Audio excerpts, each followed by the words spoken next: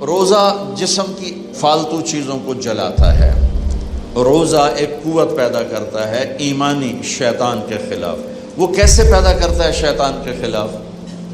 اللہ تعالیٰ حلال کو بھی حرام کر دیتا ہے۔ جب بیوی کو بھی شہوت سے دیکھنا حرام ہو گیا اور یہ اس پہ قابو پا گیا تو اوروں کی عزت کو یہ حرام نظر سے کیوں دیکھے گا؟ جب یہ حلال کھانا چھوڑ گیا تو یہ جھوٹ کیوں بولے گا؟ یہ گالی کیوں دے گا؟ یہ غیبت کیوں کرے گا؟ جب یہ کان میں دوائی ڈالنا چھوڑ گیا کہ روزہ ٹوٹ جاتا ہے تو یہ اوروں کی غیبت کیوں سنے گا؟ اوروں کی برائی کیوں سنے گا؟ جب یہ آنکھ میں دوائی نہیں ڈالتا ہے کہ وہ حلق میں جاتی ہے، وہاں سے وہ پیٹ میں چلی جاتی ہے، روزہ ٹوٹ جاتا ہے، تو یہ ان آنکھوں سے غلط کیوں دیکھے گا؟ یہ غلط کیوں کسی کی عزت کے اوپر اپنی بددیانت نظر کو ڈالے گا؟ تو جب یہ اندھیرے میں بند کمرے میں ٹھنڈا پانی پڑا ہوا ہے اور ہاتھ نہیں لگاتا ہے اور اللہ کا دھیان اسے یاد ہوتا ہے کہ اللہ دیکھ رہا ہے، نہاتے ہوئے ہونٹ بند کر رہے تھے کہ کوئی پانی کا قطرہ منہ میں نہ چلا جائے اور میرا روزہ نہ ٹوٹ جائے، خراب نہ ہو جائے، تو یہ جب اللہ کا اتنا دھیان اس کو نصیب ہو جاتا ہے کہ اللہ دیکھ رہا ہے، ورنہ کیا کسی کو کیا خبر کہ میں 2 گلاس پانی پیتا یا میں پیاس سے بول رہا ہوں؟ تو جب وہ اللہ کو اتنا اپنے دھیان میں لے آتا ہے کہ اللہ دیکھ رہا ہے، میں پانی نہیں پیوں گا، اللہ دیکھ رہا ہے، میں بیوی کو ہاتھ نہیں لگاؤں گا، اللہ دیکھ رہا ہے، میں کسی کی عزت پر بری نظر نہیں ڈالوں گا، اللہ دیکھ رہا ہے، میں کسی کی برائی نہیں سنوں گا، اللہ دیکھ رہا ہے، میں کسی کی برائی نہیں کروں گا، تو پھر جب یہ بازار میں جائے گا تو جھوٹ تو نہیں بولے گا، جب یہ تولے گا تو غلط تو نہیں تولے گا۔ ہاں یہ الگ بات ہے، بہت سے مجھے ملے کہ جب رمضان میں جھوٹ چھوڑ دیتے ہیں، اس کے بعد پھر شروع ہو جائے گا، رمضان میں رشوت نہیں لیتا ہوں، اس کے بعد پھر شروع ہو جاتا ہے۔ تو چلو شکر ہے 1 مہینہ تو مسلمان رہتے ہیں۔ اچھا اس کی وجہ کیا ہے کہ رشوت خور کا تجربہ رمضان میں نہیں، جی نہیں، رمضان میں جھوٹ نہیں بولنا، رمضان میں صحیح تولنا ہے، رمضان میں غلط نہیں تولنا ہے۔ کیوں؟ شیطان قید ہو جاتا ہے۔ رمضان میں نمازی کیوں بڑھ جاتے ہیں؟ شیطان قید ہو جاتا ہے۔ کسی امت کو یہ نہیں ملا کہ رمضان میں شیطان قید کیے جائیں، اس امت کو ملا رمضان میں شیطان قید ہو جاتے ہیں۔ کسی امت کو یہ نہیں ملا کہ رمضان میں جہنم کے دروازے بند ہو جائیں، اس امت کو ملا ہے رمضان میں جہنم کے دروازے بند ہو جاتے ہیں، جنت کے دروازے کھل جاتے ہیں۔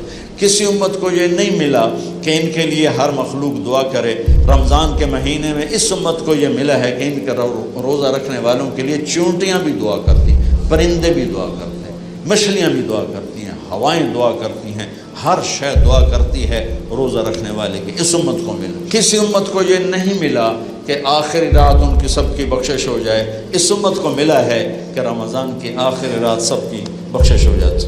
کسی امت کو یہ نہیں ملا کہ جنت کی حوریں انہیں روزوں میں یاد کریں، اس امت کو ملا ہے کہ اللہ تعالیٰ جنت کو کہتا ہے کہ تو تیار ہو جا، میک اپ کر لے، میرے بندے آ رہے ہیں، دلہن بن جا، سج دھج کے مجھے دکھا دے تاکہ میں اپنے بندوں کو پیش کروں تحفے کے طور پر۔ یہ ہے تمہاری بھوک کا بدلہ، یہ ہے تمہاری پیاس کا بدلہ۔ بھوک پیاس، یہ ایک لغت کی بات یاد آ گئی۔ جس گھوڑے کو جنگ کے لیے تیار کیا جاتا تھا، جیسے آج بھی جن گھوڑوں کو ریس کے لیے تیار کرتے ہیں، انہیں تھوڑا کھلاتے ہیں، انہیں زیادہ بھگاتے ہیں۔ اور ہمارے بھی بچپن میں جب گھوڑوں کا دور تھا، ہمارے والد صاحب کے پاس ماشاءاللہ گھوڑے ہوتے تھے بڑے خوبصورت، تو ان گھوڑوں کو جب وہ تیار کرتے تھے سواری کے لیے تو پہلے ویسے ہی بھگا رہے ہوتے تھے۔ میں کہتا ہے ایویں انہوں بجائی جاندے نے کی، چھوٹے چھوٹے بالکل، اور پھر اس کے پیچھے نا ایک لکڑی وزن دار ڈال کے پھر اس کو خود اس لکڑی پہ بیٹھ کر پھر اس کو بھگا رہے ہیں، بھگا رہے ہیں، بھگا رہے ہیں، بھگا رہے ہیں۔ یہ کیا ہے؟ اس کو سواری کے لیے تیار کر رہے ہیں۔ اگر پہلے دن ہی کاٹھی رکھ دو تو چاہ کے وہ مارے گا۔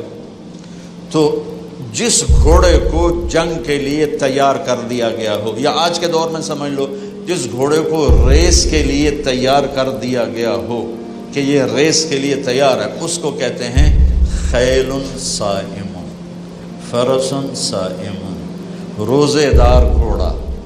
روزے دار گھوڑا، روزے دار گھوڑے کا کیا مطلب ہے؟ کہ یہ گھوڑا بھوک برداشت کر سکتا ہے، پیاس برداشت کر سکتا ہے، لمبی ریس کی تھکن برداشت کر سکتا ہے، دشمن سے بھڑ جائے تو تلواروں کی کاٹ برداشت کر سکتا ہے۔ اس کو خون بہتا بھی دکھایا جاتا تھا۔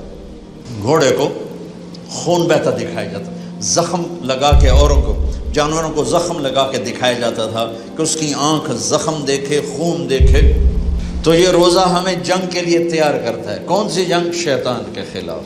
تو وہ پورا مہینہ جب اس پریکٹس سے گزرتا ہے کہ نظر کو بچاتا ہے، کانوں کو بچاتا ہے، زبان کو بچاتا ہے، حلال کھانے حلال بیوی سے بچتا ہے، تو اللہ اس کے اندر شیطانی طوفانی ہواؤں سے ٹکر لینے کی طاقت پیدا کر لیتا ہے اور یہ اس کے سامنے کھڑا ہو جاتا ہے، ڈٹ جاتا ہے۔